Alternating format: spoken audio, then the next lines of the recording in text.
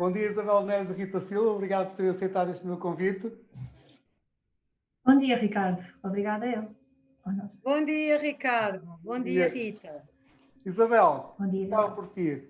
Neste ano das nossas vidas tão estranho e esquisito, como é que tem sido a vida e como é que têm sido os investimentos?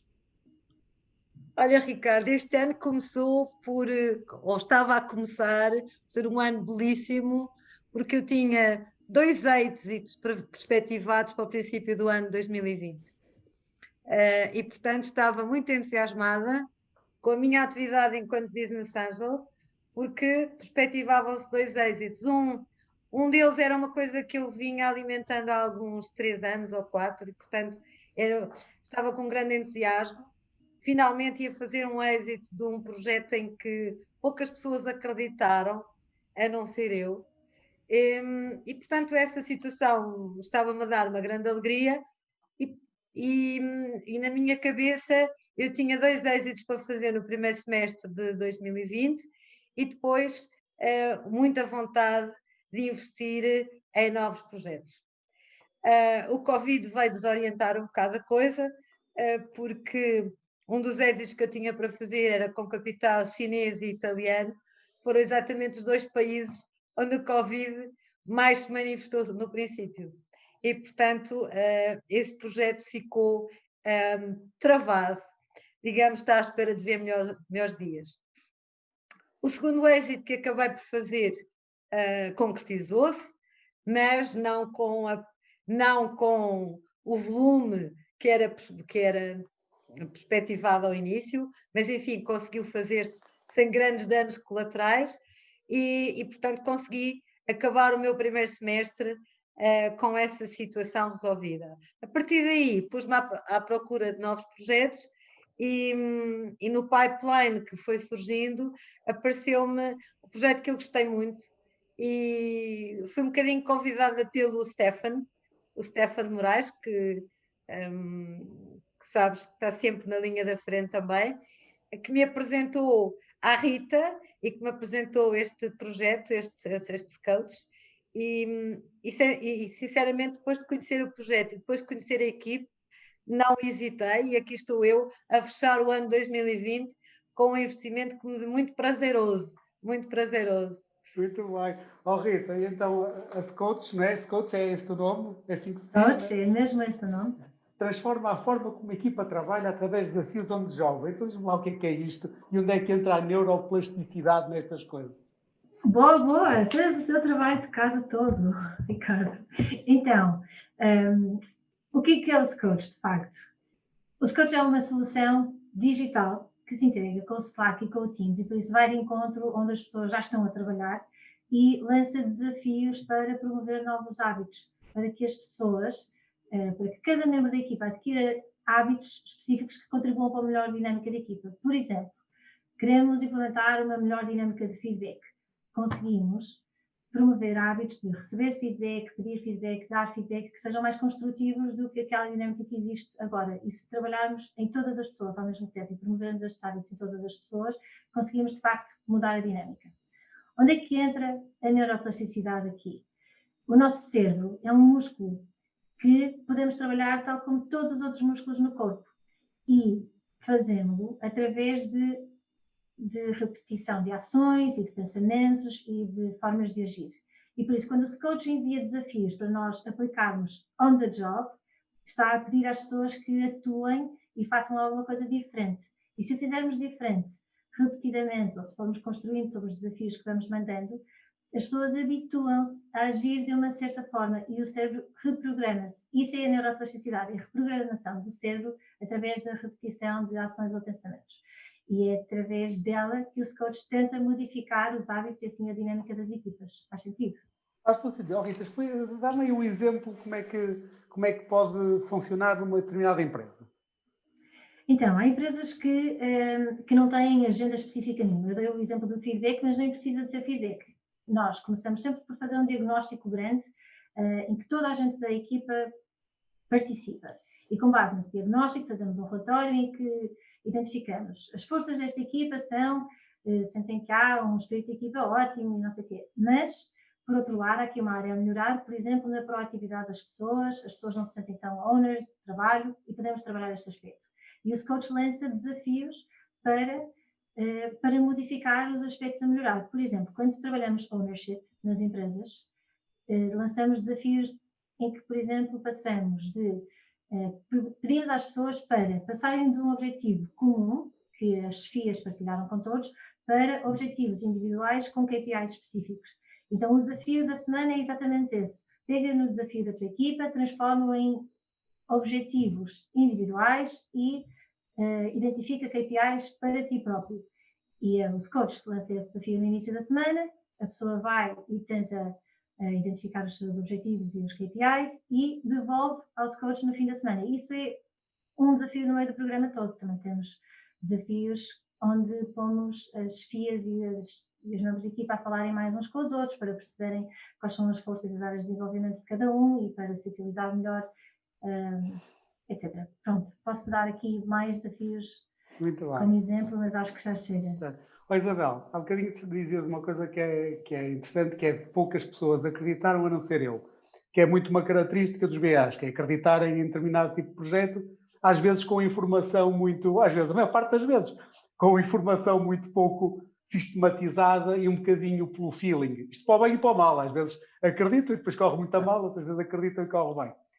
A minha questão era um bocadinho mais no sentido, ou seja, como é que tu tens visto ao longo destes anos a evolução dos empreendedores, dos jovens empreendedores, principalmente como a Rita, em termos de preparação para que quando os BAs olhem para eles possam acreditar já com dados mais fiáveis? Ok. Eu acho que tem havido Ainda aparece muita coisa, como tu sabes, nós BAs recebemos projetos todos os dias e aparecem-nos projetos todos os dias, e ainda aparece muita coisa mal preparada, mal estruturada, mas eu sinto que nos últimos anos tem havido um crescendo de jovens empreendedores com uma preparação muito grande. Isto tem a ver com várias coisas, tem a ver com o facto de este trabalho que nós temos vindo a fazer em prol do empreendedorismo, com as incubadoras, com as aceleradoras, com os programas todos de capacitação e desenvolvimento do perfil empreendedor, do próprio trabalho que tem vindo a ser feito pelas universidades. Acho que lhes tem dado muitos alertas e muitos inputs para que os projetos nos apareçam já muito mais trabalhados, muito mais estruturados e com as pessoas muito melhor preparadas. Eu acho que tem vindo, de facto, a aparecer, tem vindo a crescer o potencial dos projetos que aparecem. Contudo, como tu sabes, continuam a aparecer muitas ideias, que ainda têm um longo caminho a percorrer até serem um projeto para poder ser investido por nós. E isso é um trabalho também que tem vindo a ser feito pelo facto dos business angels estarem cada vez mais no ecossistema e, portanto, fazerem parte, serem muitas vezes chamados, quer pelas universidades, quer pelas todas as entidades que trabalham o empreendedorismo. A nossa presença e o nosso envolvimento também tem feito tem havido algum esforço nesse sentido, eu acho que está a dar resultados. Mas continua a haver muita carolice nossa também de apoiar ideias. E quando eu há bocadinho te falava naquele projeto que só eu é que acreditava, foi um bocadinho isso. Tu sabes que eu já me conheço há alguns anos e eu sempre tive uma certa teimosia de que os business angels não têm que apostar só em áreas tecnológicas, também poderão apoiar projetos em áreas tradicionais, embora, obviamente, com alto potencial de inovação, mas por que não apoiarmos as áreas tradicionais? E este projeto que há bocadinho estava a falar é um projeto com um alto potencial de inovação, mas de uma área tradicional.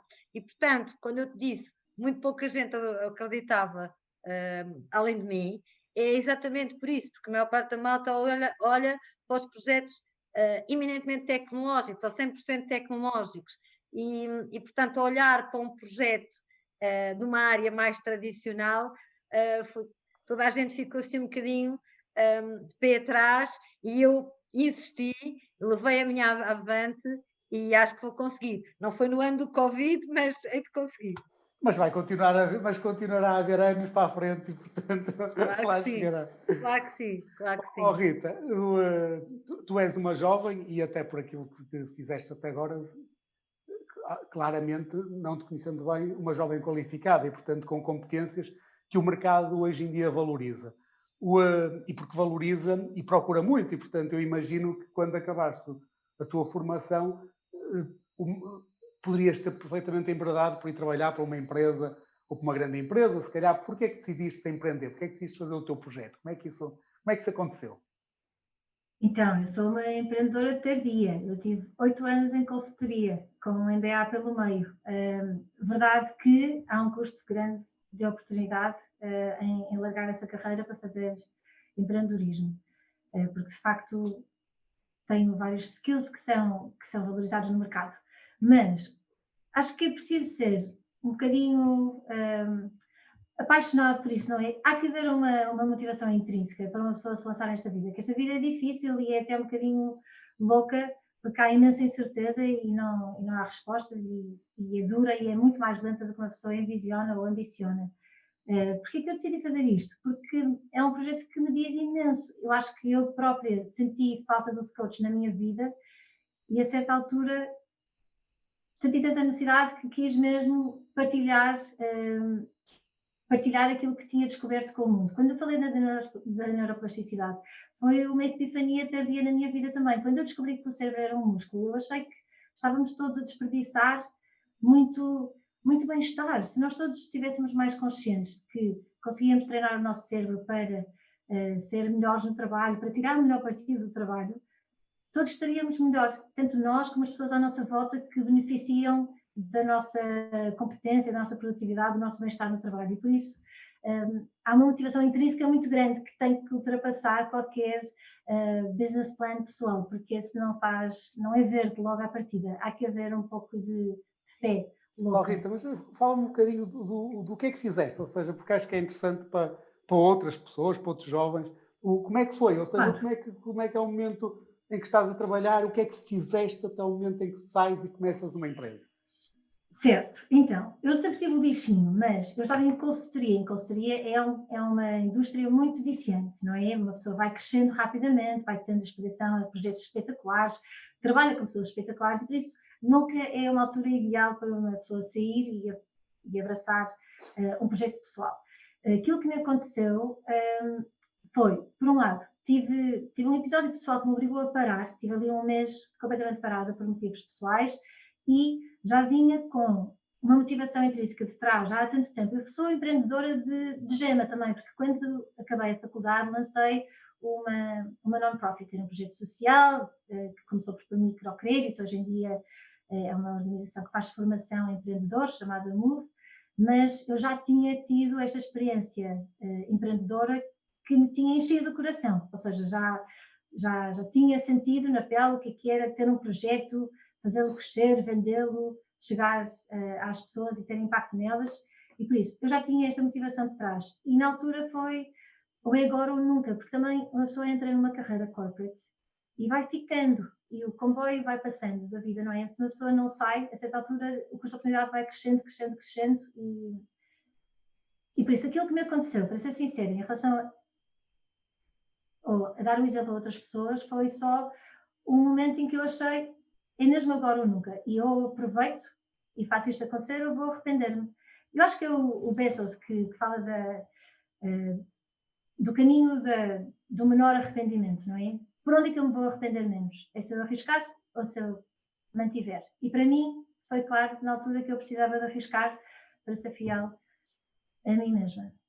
Mas não é óbvio. E acho que fizeste muito bem, seguramente não te vais arrepender, mesmo que corresse mal, que não vai correr, só aquilo que aprendes e que vais aprender no processo vai-te valorizar muito mais. Portanto, mas não vai correr, vai correr bem e, portanto, certeza que ainda vai ser melhor. Isabel,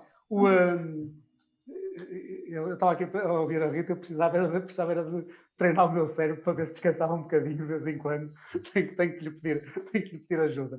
Oh, e, Isabel, há bocadinho tu falavas até da questão do projeto da Rita, que veio através da Índico e do Steven Moraes. O que é que tu tens sentido nestes últimos anos, eu diria, sei lá, nos últimos 10 anos, que tem sido quando as coisas mais evoluíram em Portugal, desta relação ou proximidade ou não entre os business angels e os venture capital, principalmente aqueles que estão a investir no early stage? Eu acho que tem havido muito maior proximidade, acho que tem havido maior colaboração. Acho que este nosso ecossistema empreendedor deu um salto qualitativo muito grande nos últimos 10 anos, como tu sabes. Até aí éramos 2 ou 3, cada um no seu canto.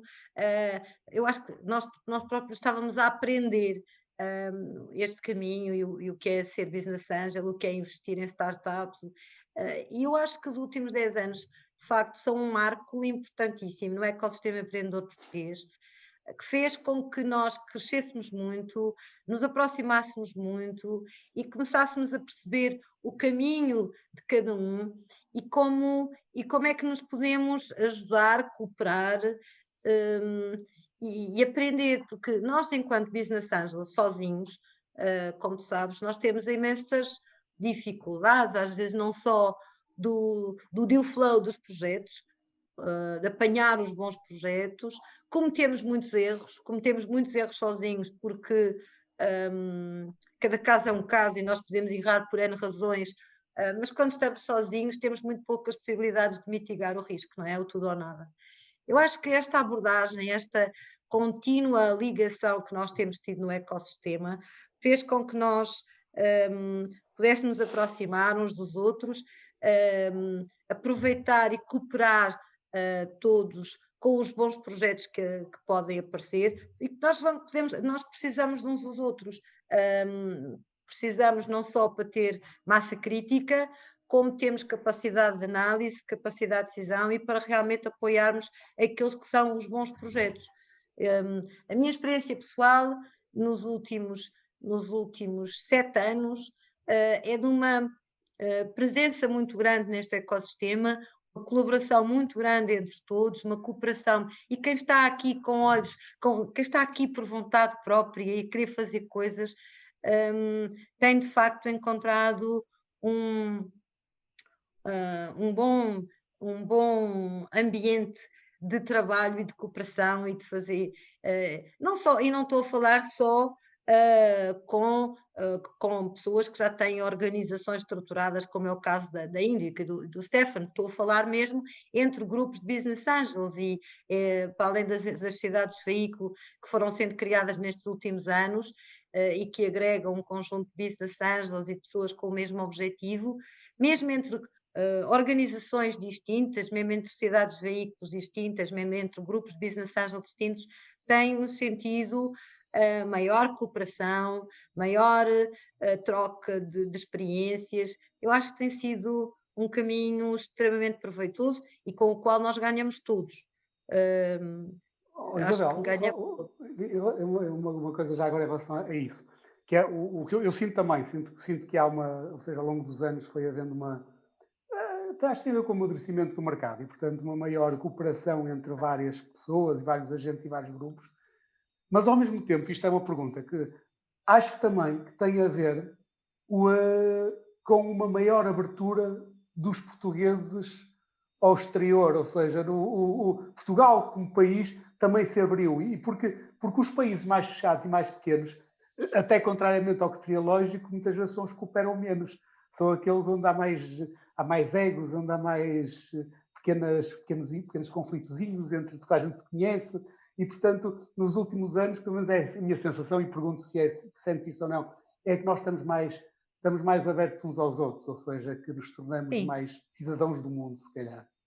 Sabes que eu acho que nós temos recebido muitas influências quer das pessoas que vêm para cá, e tu tens imensos empreendedores que estão a vir para Portugal e que estão a desenvolver os seus projetos aqui, que procuram. Aliás, eu estava a achar piada porque fui mentora esta semana de um projeto de empreendedorismo, e dos 24 projetos que estão naquele programa, mais de 12 são estrangeiros, quer dizer, são de empreendedores estrangeiros. Há imensa gente que está a vir para Portugal e que, com projetos e que quer desenvolver aqui, que está à procura de implementar os seus projetos no âmbito desse ecossistema empreendedor português. Estas pessoas que vêm e estão cá fazem com que as nossas mentalidades mudem. Da mesma forma que nós, ao participarmos cada vez mais, temos cada vez mais gente a ir para fora. E nós próprios, enquanto business angels, enquanto investidores, estamos cada vez mais no mercado internacional e estamos em cooperação e temos estas ligações internacionais todas. E ao falarmos abrimos as nossas mentalidades, saímos dos nossos egozinhos, e de facto temos uma postura completamente distinta daquilo que acontecia há 15 anos ou 20 anos atrás. Além disso, há 15 anos ou 20 anos atrás, o nosso ecossistema empreendedor era mínimo, como sabes, quer dizer, éramos 2 ou 3 ou 4. Eu acho que, de facto, o trabalho que bem haja toda a malta que tem trabalhado neste ecossistema, e onde eu incluo toda a gente, não somos só nós, os business angels, todos que eles têm trabalhado em prol do empreendedorismo, têm feito um trabalho espetacular. Eu acho que nós abrimos completamente a nossa mentalidade, o nosso mindset, a forma de pensar, a forma de estar e a forma de fazer negócios, completamente. Muito bem. Rita, tu que és um bocadinho mais nova, pouquinho, mas do que eu e a Isabel, e portanto estas coisas dos problemas do antigamente já não te dizem muito, e ainda bem, mas queria-te fazer uma outra pergunta. Tu nos últimos 10 anos foste empreendedora social, trabalhaste por conta de terceiros e numa atividade onde tiveste contacto com muita diversidade de projetos e de pessoas e de equipas, e agora empreendeste empresarialmente. Como é que tu, se tu te abstraíres e olhares de fora, como é que tu tens sentido nestes últimos anos a evolução dos jovens? Ou seja, os jovens arriscam mais ou como sempre, houve sempre jovens que arriscaram? Não são hoje diferentes do que eram há 10 anos atrás? Eu acho, eu sinto que claramente hoje em dia é mais fácil arriscar e há muito mais pessoas a arriscar. Há 10 anos, quando eu saí da faculdade, não era um caminho óbvio, facilitado, aberto e com grandes exemplos, e por isso acho que hoje em dia há muito mais jovens a arriscar e a enverdar por este caminho. Como a Isabela disse, tanto do lado do investimento houve evolução, como do lado do empreendedorismo. Acho que a procura e a oferta também evoluiu ao mesmo tempo. Acho que claramente hoje em dia é mais fácil. Acho que a crise veio ajudar imenso, porque o trabalho corporate deixou de ser tão óbvio, não é? Deixou de ser tão estável, e por isso houve muita gente a procurar soluções no empreendedorismo, e hoje em dia é uma solução muito apetecível, porque as pessoas gostam da criatividade que isto tem e procuram de facto tentar, mesmo que depois enveredem para outros caminhos. Mas acho que há uma Rita, e também uma questão que já agora, para não me esquecer, tu empreendeste socialmente, agora estás a empreender empresarialmente. Obviamente que há aqui um hiato de tempo e as coisas são diferentes devido ao próprio hiato, mas o que é diferente? O que é diferente ser um empreendedor social ou ser um empreendedor empresarial? O que é que muda? É tudo é diferente. Então, primeiro o fundraising é completamente diferente. Nós, no empreendedorismo social, nós tínhamos a missão de ser sustentáveis, mas muito através de fundraising. Nós não conseguíamos que a nossa atividade gerasse retorno, por isso nós utilizávamos, acima de tudo, trabalho voluntariado, tínhamos que motivar as pessoas pelo propósito, acima de tudo, não é? Conseguíamos imenso talento, mas muito através do propósito, e talento que era volátil, porque as pessoas iam para o terreno 6 meses e depois, alguns deles continuavam a trabalhar no Move, nós chamamos não é no centro, mas pronto, em Portugal, na equipa central, mas a maior parte deles depois ia às suas vidas. Aqui uma pessoa consegue agarrar o talento e trabalhar com ele a longo prazo e consegue pagar se conseguir fundraising e vendas. Aqui há um propósito de sobreviver através das vendas e de arranjar clientes que não havia tanto lá, não é? E nós conseguíamos facilmente chegar a utilizadores através do empreendedorismo social porque o produto era oferecido e trazia impacto e era uma coisa que fazia muito sentido, mas não precisava de ter mercado, por assim dizer, não precisava de ter receitas X para poder sobreviver e para poder ter tração para fazer a próxima ronda. O foco é completamente diferente.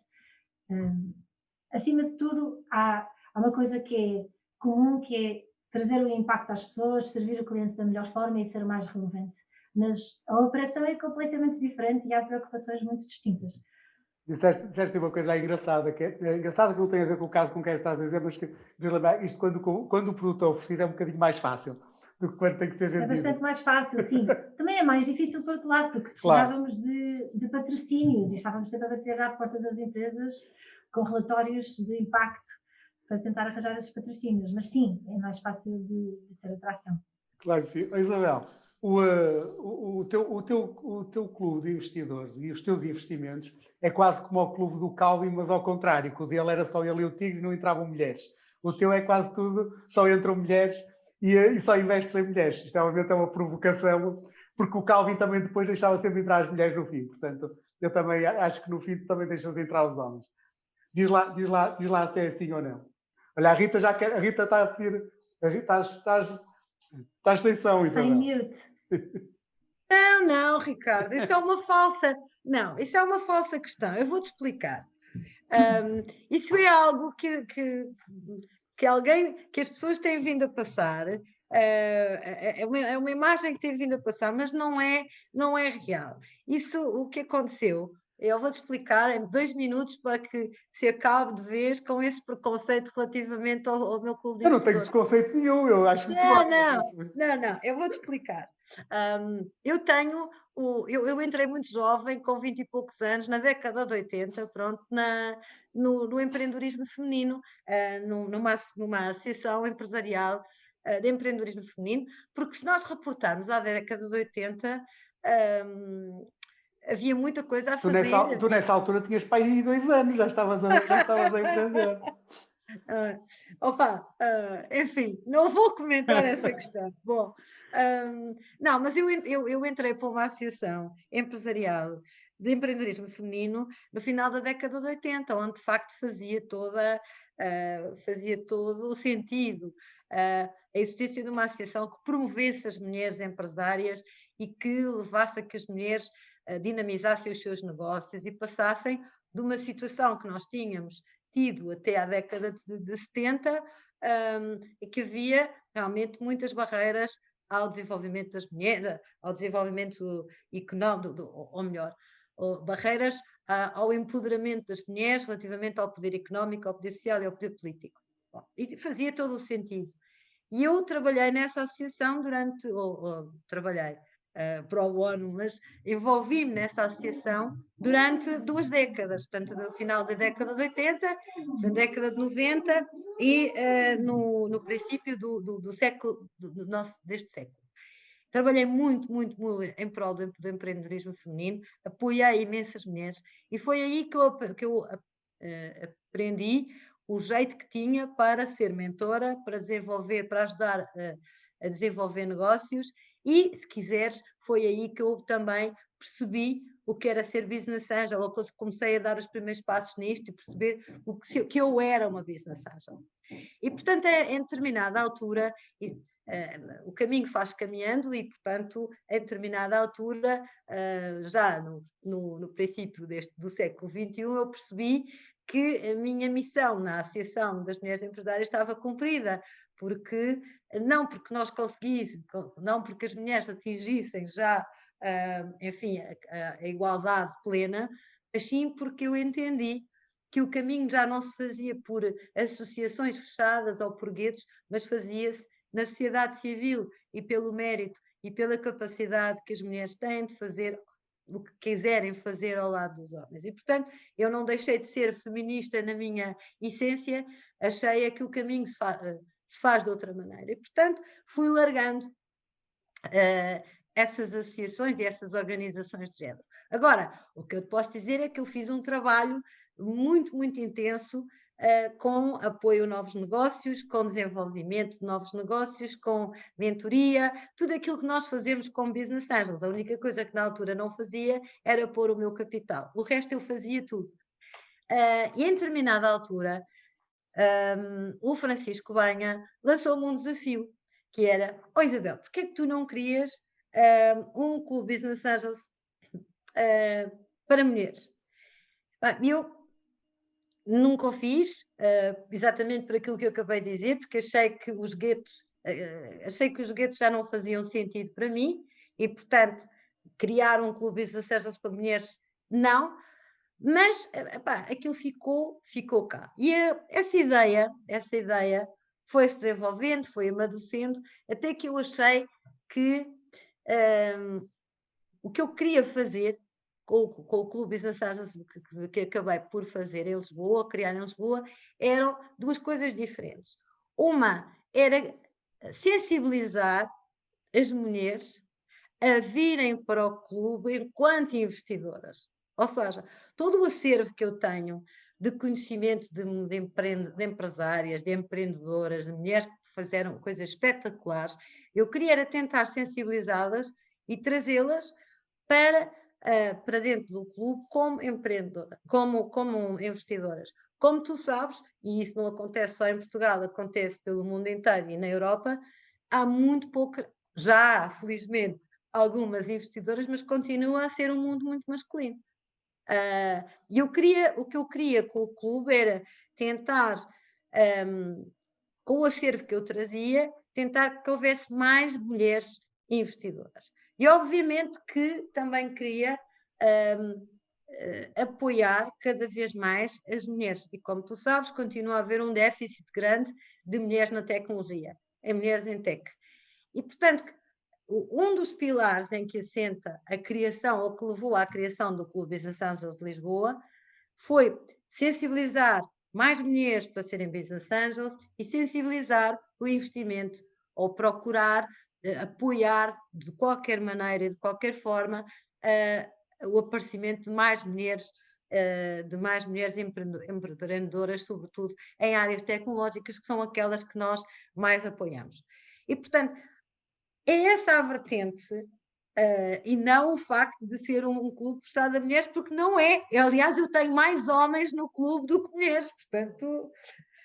o outro pilar, e só para acabar, o outro pilar que caracterizou ou que me levou a criar o Clube Business Angels em 2013 foi não só este que eu acabei de falar, mas também, porque como há pouco já falámos, nós estamos mais sensibilizados para as áreas tecnológicas, são aquelas que têm uma maior escalabilidade e uma maior possibilidade de um retorno mais fácil, mais rápido. E eu sempre tive este bichinho de apoiar projetos em áreas também tradicionais, independentemente do seu potencial de inovação. E, portanto, foram estas duas, se quiseres, dois pilares que levaram a que eu criasse o clube. Trazer mais mulheres para esta causa. Por outro lado, olhar também para projetos em áreas tradicionais e não só nas áreas tecnológicas. Foi isso que me distinguiu. Agora, nunca digas que isto é um clube de mulheres, porque não é. A geração ainda mais nova que tu é a geração que vai tornar este país melhor. Sem dúvida. Acho que todas as gerações acabam por melhorar à sua maneira o país, não é? Por isso, eu mantenho esperança em todas as gerações. Acho que todas as gerações têm um papel e os mais novos têm imensa ambição, têm ótimos valores e não tenho uma dúvida que vão contribuir muito bem por esse propósito. Muito bem. Isabel e Rita, muito obrigado. Ricardo, deixa-me só dizer-te uma coisa, um bocadinho em conclusão da minha resposta anterior, que é, pela primeira vez, tu tens aqui um frente a frente de uma investidora com uma investida. Isso significa, de facto, aquilo que eu te acabei de dizer. Mulheres investidoras continuam a haver poucas e mulheres investidas nestas áreas também não há muitas. Mas ainda E, estamos a portanto, começar e, portanto, vai haver cada mas vez olha, eu mais. fico muito contente que depois de que tenha sido eu e a Rita, não foi por acaso que eu a escolhi, mas eu e a Rita estamos aqui frente a frente contigo. Obrigado por esta oportunidade, Ricardo. Eu é que agradeço. Né? Boa sorte para ambos, tudo Obrigada, escorra obrigada, bem. Isabel. Ok.